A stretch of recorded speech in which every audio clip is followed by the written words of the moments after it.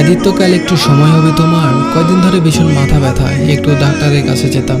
আদিত্য ল্যাপটপে বসে কাজ করছিল, এমন সময় কথাটা বলে উঠল মোহনা। আদিত্য কাজের মাঝে ল্যাপটপ থেকে চোখ না ফিরিয়েই বলে উঠল, আমার সময় নেই, কাল ইম্পর্টেন্ট মিটিং আছে। মোহনা বলল, আপনি একটু সময় করে ছুটি নিন না, অনেকদিন কোথাও একসাথে ঘোরা হয়নি, আর ডাক্তারের কাছে যাব।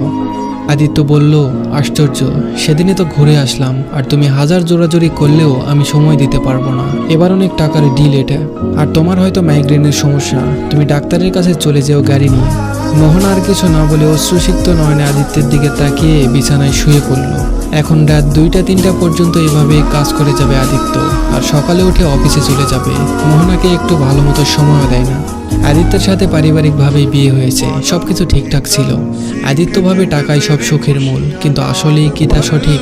একটা মানুষকে সময় দেওয়ার থেকে বড় সুখ আর নেই। সারাদিন মোহনা বাসায় একা একা পড়ে থাকে, রাতে আদিত্য আসলেও একটু কাছে টেনে সময়ও দেয় না। তার ভাবনাতেও আসে না যে একটা মানুষ তার অপেক্ষায় সারাদিন একা একা কাটিয়ে দেয়। এই না যে আদিত্য মোহনাকে ইগনোর করে, সেও ভালোবাসে মোহনাকে, কিন্তু ওই যে টাকায় সব ভাবে সে। কয়দিন ধরে মোহনার হঠাৎ ভীষণ মাথা ব্যথা ওঠে, তাই আজকে ভাবলো আদিত্যকে একটু বলে একসাথে ডাক্তারের কাছে যাবে, কিন্তু তার হলো না। মোহনা এসব ভাবতে ভাবতেই ঘুমিয়ে পড়ে। আদিত্য কাজ শেষ হতে হতে অনেক রাত করালো। সে মোহনার দিকে এক ফলক তাকিয়ে কাঁথা টেনে দিয়ে নিজেও শুয়ে পড়ল। সকালে উঠে পাশে আদিত্যকে দেখলো না মোহনা, বোধহয় অফিসে চলে গেছে। মোহনার আজ উঠতে উঠতে দেরি হয়ে গিয়েছে। ইস, মানুষটা তার জন্য না খেয়ে অফিসে গেল। মোহনা আপন মনে বিড়বিড় করে ফ্রেশ হয়ে এলো। তারও আর কিছু খেতে ইচ্ছে করেনি, তাই রেডি হয়ে ডাক্তারের উদ্দেশ্যে বেরিয়ে পড়ল। সন্ধ্যায় ডাক্তার দেখিয়ে বাড়ি ফিরল মোহনা। ডাক্তার কি বলল মোহনা? প্রতিদিনের মতো রাতে ল্যাপটপে কাজ করতে করতে জিজ্ঞেস করলো আদিত্য। মোহনা এক ফলক মানুষটার দিকে তাকিয়ে বলে উঠল, ও কিছু না, মাইগ্রেনের সমস্যা।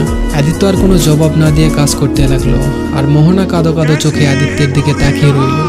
দিন যতই যায় মোহনার মাথা ব্যথা ততই বাড়তে থাকে। প্রতিদিনের মতো আজও আদিত্য মোহনার আগে ঘুম থেকে উঠল। আদিত্য উঠে মোহনার দিকে এক পলক তাকিয়ে ফ্রেশ হয়ে অফিসের দিকে রওনা হয়ে গেল। কাজের মাঝে হঠাৎ করে কল বাজতেই আদিত্য বিরক্ত বোধ হলো। ভাবলো মোহনা কল করেছে।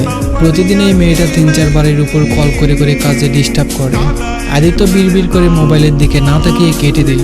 তারপর কয়েকবার বাজতেই আদিত্য কল ধরে রাগী গলায় বলে উঠল, উফ মোহনা, তোমায় কতবার বলবো আমি কাজের সময় কল না দিতে।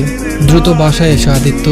ওপাশ থেকে মায়ের ভারী কণ্ঠ শুনতেই আদিত্য বলে উঠল, মা, গ্রামের বাড়ি থেকে তুমি কখন এলে, আর তোমার কণ্ঠ এমন শোনাচ্ছে কেন?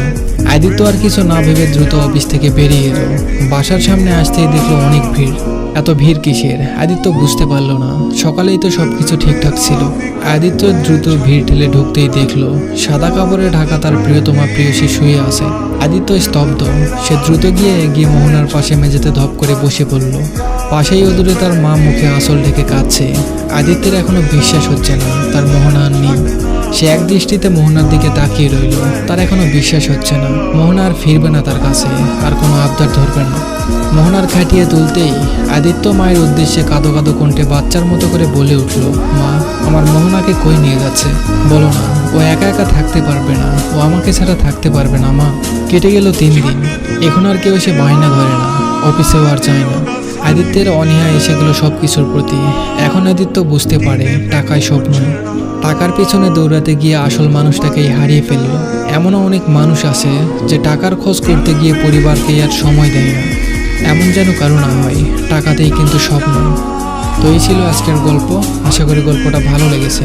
গল্পটা ভালো লাগলে অবশ্যই কমেন্ট করে জানাবেন, আর নতুন নতুন গল্প পেতে অবশ্যই চ্যানেলটা সাবস্ক্রাইব আর পেজটা ফলো করে দিবেন। ধন্যবাদ সবাইকে।